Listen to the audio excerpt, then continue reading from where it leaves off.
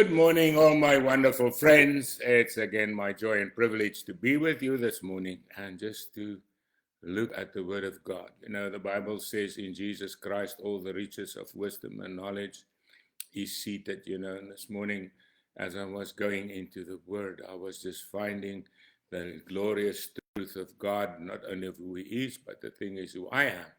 You know, and that is our destiny. But, you know, that's what our ministry is about, to find out that we are not who we think we are, we're not who the devil says we are, not who people say we are, but we are who God says we are. You know, and I get so excited when I read the Bible.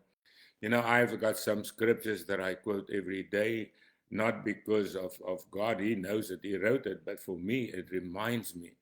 You know, and that's why I keep on reading, because I need to be reminded, because we get so on rabbit trail sometimes, you know, that we miss the main road. But this morning again, I was so excited when I read in Peter, you know, in Peter 1, where he talked about our position in Christ. And, you know, he says that we're elect according to the foreknowledge of God. You know what the election is? Is not God elected us, but Jesus is the elected one, right? Bible says in Isaiah, He's my chosen one. And all of us that are in Him, we are elected by God. To do what? He says, by the foreknowledge of God the Father, because God knew beforehand who will say no and who will say yes, you know. And you know, I had the practical experience of that, because, you know, I lived a fairly wild life, and when I got saved, I said to God, Lord, how come I'm still alive, you know? And the Lord said to me, Johan, I just knew you, I knew you were going to come. So He protected me in all my stupidity and my recklessness before I was saved. He protected me because why? He knew that He was going to take me and change me, and that was the old man, and that He's going to create a new man. And He says we're elected according to the foreknowledge of God the Father in sanctification of the Spirit. Now what happens? We are being sanctified. We're being made holy by the Holy Spirit. And then He says why? He says for obedience and sprinkling of the blood of Jesus. In other words, when we come to God and we confess God and we receive God, what happens? The first thing that happens is the blood of Jesus cleanses us from all sin. And He says, because of that, He says, God gives you grace and peace. But He says grace and peace are to be multiplied, you know. And then Peter goes on, and then he brings this eulogy to God. He said, blessed be the God and Father of our Lord Jesus Christ, who according to His abundant mercy. Now, He doesn't say just His mercy, but His abundant mercy. The Bible says the mercy of God's new every morning. There's new mercy for us for today. We might have used up all of yesterday's, but there's new ones for today. So if we need that mercy, right? He's begotten us again. What means it? He birthed us. You know what is birth? When a baby is born, a baby belongs to who? To the parent of which they were born. I belong to my mom and dad, and so does every person. My daughter-in-law is pregnant at the moment, and that little baby, Wesley, is in her womb. And Anne told me this morning that she said the baby's kicking a lot, but it's a good thing. The baby's alive, right? But that little baby, when he's born, it belongs to them. They take him home. They belong to Him, just like their little daughter. You see, and so when we are born again, we're like that baby. We belong to God. We're His, right? God takes us home. That's why Jesus says, He says, you know, He's going back, but He's going, but He's coming back to get us so we can be where He is, right?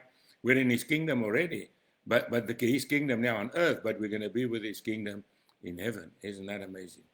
That's who we are, right? That's our future. And you know, so a baby's future is not determined by the baby, it's determined by the parents, right? So when we now get born again, now we belong to God. God says, you're mine. We belong to Him, right? Yeah, He's got the right to us. He birthed us, right? And so He says, we're born again, right? What? To a living hope through the resurrection of Jesus Christ from the dead. Now, what does He say? We live in the hope that when we die, we will live like Jesus lived eternally. And you see, that's why we are born again. That's why we are born of God, because God is is alive forevermore. So what we get when we get born again, what do we get? We get his life, eternal life. And you see, that's the life that is living within us. Paul writes in Galatians 2:20, I'm crucified with Christ, but I no longer live, but Christ lives in me. And the life I now live, I live by faith in the Son of God, who died for me and gave himself for me. And that's us. Christ is living in us, right? We might not know it. We might not even feel it. We might not even understand it. It doesn't matter. But you know, when I got saved and born again, my whole life changed. I didn't know all this stuff, but Jesus was still living in me.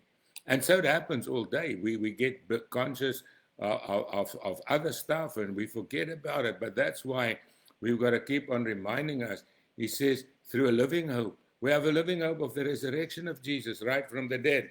Now he says, where to? He says, to an inheritance, incorruptible. You know what incorruptible means? Nothing can make it less or more. Nothing can corrupt it. Nothing can make it bad. It is a perfect thing. Our inheritance is incorruptible and undefiled. In other words, it's totally pure. It's totally incorruptible. In other words, it will always be there. Forever and ever, our inheritance will be there. And it says it will not fade away.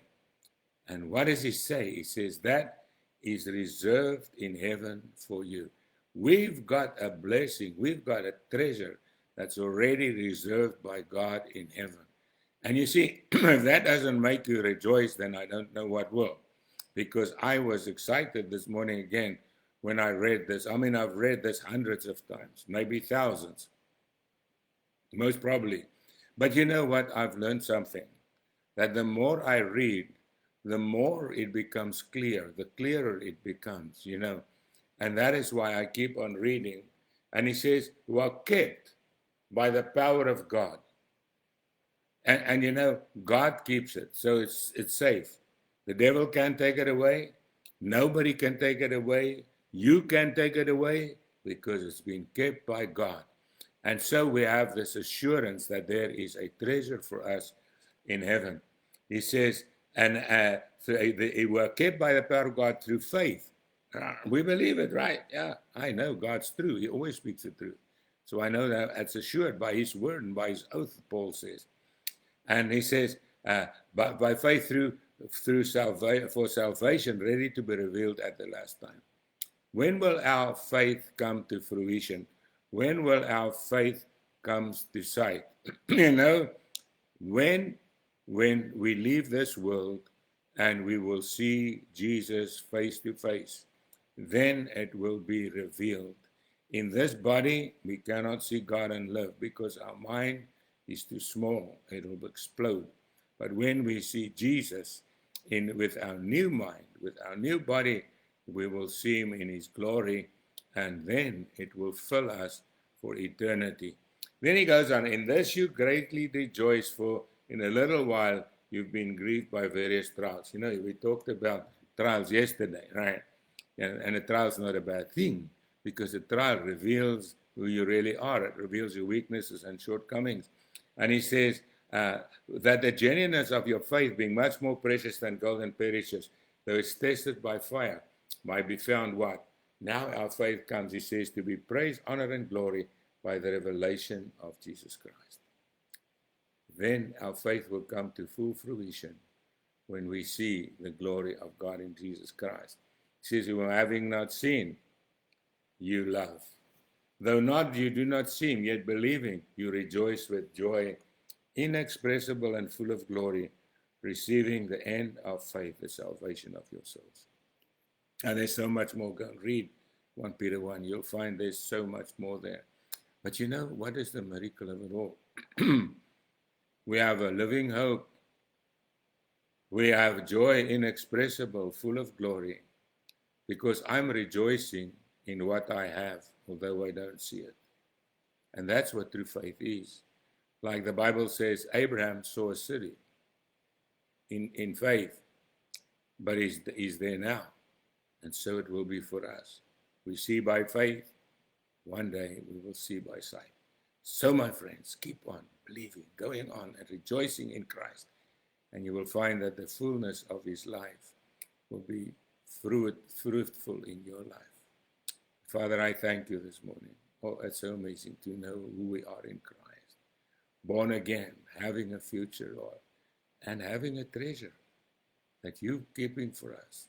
And I pray, God, that you'll help us in the time until we meet you face to face. Lord, that you'll give us the grace to live for you, to live for Jesus, to live for the Holy Spirit. And Lord, that you will use us to the glory of your precious name, we pray. In Jesus' name, amen. Well, my friends, go and enjoy the fullness of what God has for us, right? Have a good one.